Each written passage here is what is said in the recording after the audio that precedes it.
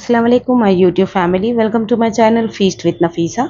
आज हम बनाएंगे एक ऐसा नाश्ता जिसमें ना हमें आटा गूंदने की ज़रूरत है, ना ही हमें कोई मैदे की ज़रूरत है और ना ही हमें इसमें ब्रेड की ज़रूरत है। तो ये बहुत ही ज़्यादा हेल्दी ब्रेकफास्ट बनेगा। तो इसको चलिए हम बनाना स्टार्ट करते हैं।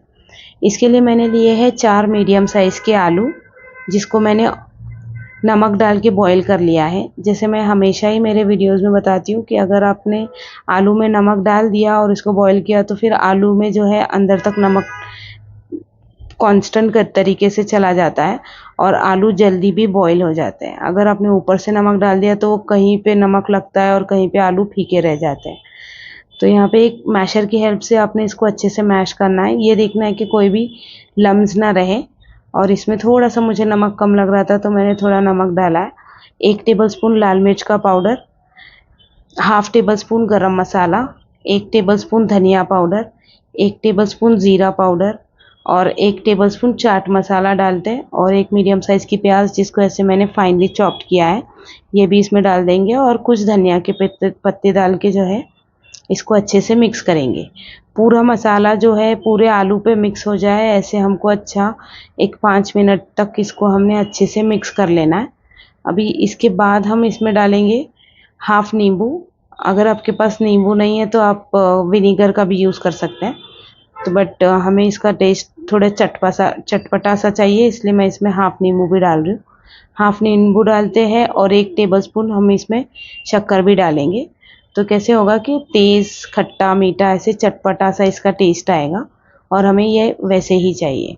और इस आलू में जो है आप अपनी पसंद की कोई भी सब्जियां डाल सकते हैं, जैसे मटर वगैरह भी डाल सकते हैं, लेकिन मैंने यहाँ पे बस प्याज डाली है। अभी एक बाउल में हम तेल गरम करते हैं और 1 चम्मच ज़ीरा डाल के इसका हम एक तड़का लगा देते हैं। तो देखिए ये हमारा अंदर का स्टफिंग रेडी हो गया है। अभी इसके हम ऐसे स्क्वायर शेप के शेप बना लेंगे।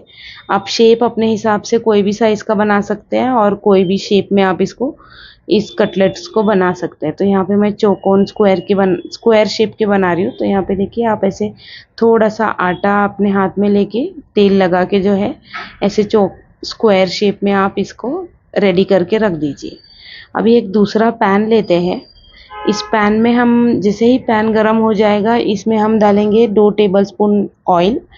अभी इस ऑयल को जैसे ही हमारे ऑयल का टेम्परेचर गरम हो जाएगा इसमें अभी हम डालेंगे 1.5 टेबलस्पून ज़ीरा। ज़ीरा चटक जाने के बाद हम इसमें डालेंगे चिली फ्लेक्स का क्वांटिटी आप अपने हिसाब से एडजस्ट कर सकते हैं, बिकॉज चिली फ्लेक्स भी जो है तीखे ही होते हैं, तो आप अपने हिसाब से डाल दीजिए। यहाँ पे मैंने 1.5 टेबलस्पून डाल दिया। अभी इसमें हम डालेंगे सफ़ेद तिल। आपके पास काली तिल अवेलेबल है तो आप वो भी डाल सकते हैं, या तो फिर आप कलौंजी भी डाल सकते हैं। यहाँ पे मेरे पास वाइट तिल था तो मैंने उसको डाल दिया। अभी इसमें हम पानी डालेंगे। एक्चुअली ये हम लोग रवे का बैटर बना रहे हैं, तो जिस कप से आप रवा लेने वाले हो उसी कप से आपने 2 कप पानी इसमें डाल देना है। और उसके बाद जैसे ही ये पानी में बॉयल आ जाएगा तो इसके बाद हम इसमें जो है रवा डाल देंगे। तो यहाँ पे देखिए मेरे पानी को बॉयल आ गया है। अभी हम इसमें रवा डालते हैं और रवा डालने के बाद जो है स्लोली रवा डालेंगे और इसको चलाते हुए पकाएंगे जब तक हमारे रवे का कच्चापन दूर नहीं हो जाता। अगर आपको ऐसे लगता है कि आपका पानी थोड़ा कम हो गया है और रवा जो है ऐसे पूरी तरीके से बना नहीं है और सूखा सूखा सा बैटर हो गया है, तो आप साइड में थोड़ा सा पानी गर्म करके भी इसमें डाल सकते हैं, ताकि आपका कुकिंग का प्रोसेस जो है स्टॉप ना हो।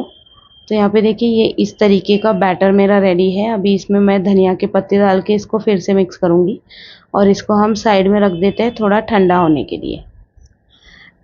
तो यहाँ पे मेरा बैटर ठंडा हो गया है, मतलब इसको बहुत ज़्यादा भी ठंडा नहीं करना है, बट आप इसको गूंद सके इस टाइप से आपने इसको ठंडा करके जो है अपने दोनों हाथों से मसल के इसकी अच्छे से मालिश करनी है। तो आप अपने हाथों को तेल लगाइए और इसको अच्छे से मालिश दीजिए। तो अगर आपने इसको अच्छे से मालिश दे दी तो ये सूजी जो है वो उसमें फूल भी जाएगी और हमारा बैटर सॉफ्ट बनेगा। तो यहाँ पे देखिए ये मेरा बैटर रेडी हो रहा है। अभी इसके बाद इसमें से हम निकालते हैं एक रोटी के साइज़ का लूई। तो यहाँ पे देखिए, और एक जो है ऐसे प्लास्टिक में बिछा देती हूँ अपने किचन टेबल पे, और फिर इसके बाद आप अपने ऐसे हाथों की हेल्प से जो है ऐसे गोल रोटी टाइप में हमने इसको बना लेना है। तो यहाँ पे देखिए मेरी ऐसी रोटी बन गई है, और ये जो मेरा आलू का जो स्क्वायर शेप का बैटर है वो हम इसमें डाल देंगे, और ऐसे पैक करके जो है ऐसे पैकेट्स बना लेते हैं। शेप आप अपने हिसाब से एडजस्ट कर लीजिए। यहाँ पे मैंने स्क्वायर और सर्कल शेप के बनाए थे, तो यहाँ पे ये मेरा स्क्वायर शेप का रेडी हो रहा है। ये देखिए, ऐसे आपने इसको अच्छे से पैक करना है ताकि हमारे जो है तेल में फ्राई करने के बाद ये अंदर जाके खुले नहीं। वैसे ये नहीं खुलते बिकॉज हमारी सूजी है तो वो अच्छे से पैक हो जाती है, और अभी हम इसके ऊपर ब्रेड क्रम्ब वगैरह भी लगाएंगे। तो यहाँ पे देखिए अभी मैं दूसरा वाला शेप रेडी कर रही हूँ। तो उसी मेथड से हम जो है एक लुई लेंगे, और ऐसे एक प्लास्टिक की हेल्प से हम इसको अच्छे से चौड़ा करते हैं हाथों की हेल्प से। हमें इसको कोई कहीं पे बेलना वगैरह नहीं है, तो बस आप अपने हथेलियों की हेल्प से भी करेंगे तो ये इजीली जो है ऐसे रोटी का शेप ले लेगा। तो यहाँ पे देखिए मैंने इसमें फिर से जो है वो मेरा आलू का बैटर डाला है, और ये ऐसे हम स्क्वायर शेप में इसका शेप इसको एडजस्ट करते हैं और अच्छे से पैक करेंगे। जहाँ पे भी आपको क्रैक्स नज़र आए आप इसको अच्छे से ऐसे पैक कर लीजिए। यहाँ पे देखिए मेरे सारे पैकेट्स आप रेडी करके रख सकते हैं। अभी इसके बाद एक बाउल में जो है मैं लूँगी मैदे का आटा, और उसमें थोड़ा सा पानी डाल के इसका एक लिक्विडी सा गोल बना लेते हैं, और ये ब्रेड क्रम्ब में हम इसको डीप करके जो है आप इसको फ्रिज में भी रख सकते हैं। ये 1 हफ्ते तक मुझे लगता है कि ख़राब नहीं होंगे, बिकॉज़ हमारा सब कुछ जो है वो पका हुआ है, जैसे आलू और रवा सब कुछ। तो आप इसको 1 हफ्ते तक आराम से रख सकते हैं। अगर आपके पास कोई मेहमान आ जाए तो आप इमीडिएटली फ्राई करके दे सकते हैं। तो यहाँ पे एक पैन में मैंने ऑलरेडी ऑयल गरम करने के लिए रख दिया था, और अभी आप इसको ऐसे अल्टाते पलटाते हुए जो है ये पैकेट्स को अच्छे से फ्राई कर लीजिए। जब तक इसका कलर ब्राउन ना ही हो जाता आप इसको फ्राई करना है। तो यहाँ पे देखिए मेरे दोनों तरफ से ये अच्छे से ब्राउन हो गया है। अभी इसको मैं एक प्लेट में निकाल लेती हूँ। एक प्लेट में निकाल के जो है हम ऐसे ही दूसरे भी सारे कटलेट हम फ्राई कर लेंगे। इसके लिए आप कोई एक पुदीना और कोतमीर की चटनी के साथ भी इसको सर्व कर सकते हैं, या तो फिर आप इसको टोमेटो सॉस के साथ भी सर्व कर सकते हैं। तो मैंने इसके लिए कोई पुदीना वाला चटनी नहीं बनाया था, मैंने तो इसको सॉस के साथ ही सर्व किया है। तो आप अगर पुदीने की चटनी बना सकते हैं तो आप पुदीने की चटनी के साथ इसको सर्व कीजिए, बहुत टेस्टी लगते हैं। Please friends subscribe to my channel and press the bell icon. अगर आपको मेरे वीडियोस अच्छे लग रहे हैं तो आप अपने फैमिली और फ्रेंड्स के साथ शेयर भी कर सकते हैं, और मुझे कमेंट सेक्शन में बताइए कि आपको ये कैसा लगा। और थैंक यू वेरी मच।